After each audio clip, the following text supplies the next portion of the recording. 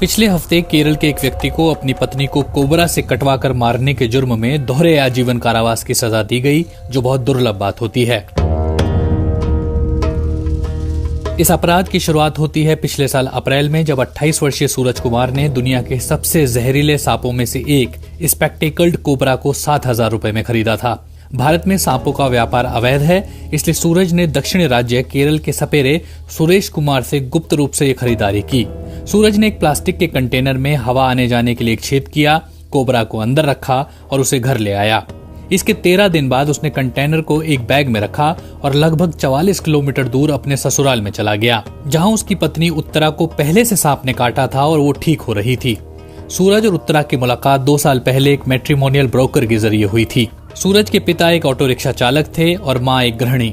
उत्तरा सूरज से 3 साल छोटी थी और वो लर्निंग डिसेबिलिटी से पीड़ित थी, जिसमें इंसान को नई चीजें सीखने में परेशानी होती है। वो काफी संपन्न परिवार से थी। पिता एक बड़े कारोबारी और माँ स्कूल से रिटायर्ड प्रिंसिपल थी।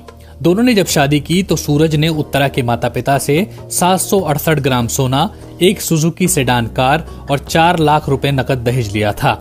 जांच करने वाली पुलिस का कहना है कि सूरज को उत्तरा के माता पिता से उनकी बेटी की देखभाल के लिए 8,000 रुपए हर महीने मिलते थे। उत्तरा को जब सांप ने पहली बार काटा था तो वह 52 दिनों तक अस्पताल में रही। अस्पताल से छुट्टी मिलने के बाद वापस अपने माता पिता के घर आई। उन्हें जहरीले सांप रसल वाइपर ने काटा था और उसके लिए उनके पैर की 3 सर्जरी हुई थी। जांचकर्ताओं का कहना है कि जब उत्तरा की सेहत में सुधार हो रहा था तो 6 मई की रात को सूरज ने उसे एक गिलास फलों का जूस दिया, जिसमें बेहोशी की दवा मिलाई गई थी। जब दवा ने अपना असर दिखाया और उत्तरा बेहोश हो गई तो सूरज ने कोबरा वाले कंटेनर को बाहर निकाला और 5 फुट लंबे सांप को अपनी सो रही पत्नी के ऊपर गिरा दिया, लेकिन सांप उस पर हमला करने के बजाय भाग गया। सूरज ने भागते सांप को फिर उठाया और उत्तरा पर फेंक दिया, लेकिन सांप फिर से फिसल गया। सूरज ने तीसरी बार कोशिश की और इस बार उसने कोबरा को उसके गर्दन से पकड़कर उत्तरा के बाएं हाथ की ओर ले गया। गुस्साए कोबरा ने उत्तरा को काट लिया। इसके बाद उसे एक शेल्फ में बंद कर दिया और रात भर वो वहीं बंद रहा। पशु चिकित्सक मविश कुमार कहते हैं, जब तक आप कोबरा को उकसाते नहीं हैं तब तक कोबरा नहीं डसता। सूरज को इसे पकड़ना पड़ा और अपनी पत्नी को काटने के लिए उसे मजबूर करना पड़ा। जांचकर्ताओं के अनुसार सूरज ने जूस का गिलास धोया, सांप को संभालने के लिए इस्तेमाल की गई छड़ी को नष्ट किया और अपने मोबाइल फोन के कॉल रिकॉर्ड डिलीट किए। उत्तरा की मां ने पुलिस को बताया कि अगली सुबह जब वो उत्तरा के कमरे में घुसी तो उन्होंने देखा कि उनकी बेटी बिस्तर पर पड़ी है और उसका मुंह खुला हुआ है, उसका बायां हाथ एक तरफ लटक रहा है। उन्होंने कहा कि सूरज भी कमरे में था। मणिमेखला विजयन ने अपने दामाद से पूछा, तुमने ये क्यों नहीं देखा कि वो जाग रही है या नहीं? तो सूरज ने जवाब दिया, मैं सोते हुए उसे परेशान नहीं करना चाहता था।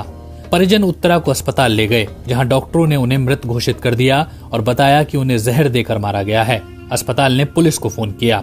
ऑटोप्सी रिपोर्ट में उनकी बाईं बाह पर 2 जख्म पाए गए, जो 1 इंच से भी कम दूरी पर थे। रक्त और विसरा के नमूनों में कोबरा का जहर और नशीली दवाओं की उपस्थिति का पता चला। कोबरा का जहर सांस की मांसपेशियों को अपंग बनाकर घंटों में मार सकता है। उत्तरा के माता पिता की शिकायत पर कार्रवाई करते हुए पुलिस ने 24 मई को सूरज को अपनी पत्नी की असामान्य मौत के मामले में गिरफ्तार किया। 75 दिनों से ज्यादा की जांच और 1000 से ज्यादा पन्नों की चार्जशीट के साथ ट्रायल की शुरुआत हुई। पशु चिकित्सकों और डॉक्टरों सहित 90 से अधिक लोगों ने गवाही दी। अभियोजन पक्ष ने सूरज के कॉल रिकॉर्ड, इंटरनेट हिस्ट्री, घर के पीछे बागीचे से मिले एक मृत कोबरा, परिवार की कार में नशीला पदार्थों के ढेर जैसे सबूतों के आधार पर ये केस मजबूत बनाया। साथ ही जांच में पाया कि सूरज ने एक नहीं बल्कि 2 सांप खरीदे थे। जांचकर्ताओं ने कहा कि सूरज ने रसल सांप भी खरीदा था, जिसने उत्तरा को मरने से कुछ महीने पहले काटा था। सांप पकड़ने वाले सुरेश ने कबूल किया कि उसने दोनों सांप सूरज को बेचे थे। एक पशु चिकित्सक ने अदालत को बताया कि इस बात की बहुत कम संभावना है कि वो कोबरा खिड़की से दंपत्ति के बेडरूम में दाखिल हुआ हो। एक सपेरे, कोबरा और एक डमी की मदद से इस पूरे घटनाक्रम को रिक्रिएट किया गया। मविश कुमार ने बताया, रात में कोबरा बहुत सक्रिय नहीं होते। हर बार जब हम कोबरा को डमी पर गिरा रहे थे तो वो फर्श पर फिसल जाता और कमरे के एक अंधेरे कोने में चला जाता। जब हमने कोबरा को उकसाया तब भी उसने काटने की कोशिश नहीं की। फिर डॉक्टर ने कोबरा की गर्दन पकड़ी और डमी के प्लास्टिक के हाथ से बंधे चिकन के एक टुकड़े पर काटने के लिए उकसाया, तब कोबरा ने काटा। मांस पर काटने के बीच की दूरी उतनी ही थी जितनी उत्तरा की बाह पर सांप के 2 हमलों के बीच की दूरी थी। न्यायाधीश एम मनोज ने इस केस पर टिप्पणी करते हुए कहा, यह जघन्य हत्या का मामला है। न्यायाधीश ने सूरज को उम्र कैद की सजा सुनाते हुए कहा कि सूरज ने उत्तरा को मारने की योजना बनाई और इसे एक कोबरा के काटने से हुई मौत के रूप में पेश करने की एक और योजना बनाई। जांचकर्ताओं के मुताबिक महज 4 महीने में पत्नी को मारने की ये सूरज की तीसरी कोशिश थी। स्थानीय बैंक में कलेक्शन एजेंट के तौर पर काम करने वाले सूरज की मुलाकात पिछले साल फरवरी में सांप पकड़ने वाले सुरेश से हुई थी। उससे रसल वाइपर 10,000 रुपए में खरीदा। वो सांप को प्लास्टिक के कंटेनर में घर ले गया और एक शेड में लकड़ियों के ढेर के नीचे छिपा दिया। 27 फरवरी को सूरज ने अपने घर की पहली मंजिल पर सांप को छोड़ दिया। जांचकर्ताओं के अनुसार उसने पत्नी को अपना मोबाइल फोन लाने के लिए ऊपर जाने को कहा। उत्तरा की मां ने पुलिस को बताया कि उत्तरा ने देख लिया कि सांप फर्श पर है तो उसने शोर मचाया। ये सुनकर सूरज ऊपर आया, सांप को लाठी से उठाया और घर से निकल गया। 2 मार्च की रात सूरज ने फिर कोशिश की। इस बार उसने अपनी पत्नी के हलवे में नशीली दवा मिलाई और उसके सोते समय वाइपर को बेडरूम में छोड़ दिया। इस बार सांप ने हमला किया। उत्तरा दर्द से चिल्लाती हुई उठी। उसके पैर में सांप ने काट लिया था। इसके बाद सूरज ने सांप को खिड़की से बाहर फेंक दिया। उत्तरा के पिता विजय सेनन विद्याधरन कहते हैं कि केरल में सांपों के काटने के मामले आम हैं, इसलिए हमें यहाँ किसी गड़बड़ी की आशंका नहीं थी। भारत में हर साल 60,000 लोगों की मौत सांप के काटने से होती है।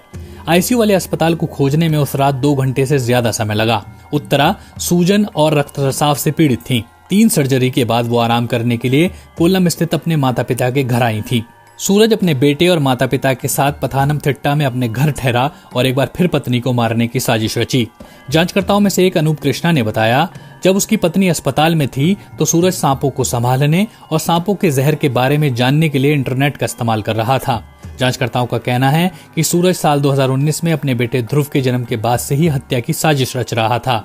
उसके इंटरनेट की हिस्ट्री से पता चला कि उसने जहरीले सांपों के बारे में सर्च किया और यूट्यूब पर सांप के वीडियो देखे, जिसमें स्थानीय रूप से जाने माने सांप हैंडलर का एक चैनल भी शामिल था। इसमें से एक वीडियो इस बारे में था कि रसल वाइपर कितना खतरनाक सांप है। सूरज ने कथित तौर पर अपने दोस्तों को बताया कि उसकी पत्नी को सपनों में एक नागिन का श्राप मिला है, जिसके मुताबिक वो सांप के काटने से ही मरेगी।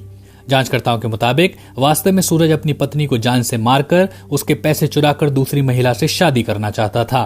प्रमुख जांच पुलिस अधिकारी अप्पू कुट्टन अशोक ने कहा, सूरज ने इसकी सावधानी पूर्वक योजना बनाई और तीसरे प्रयास में सफल रहा।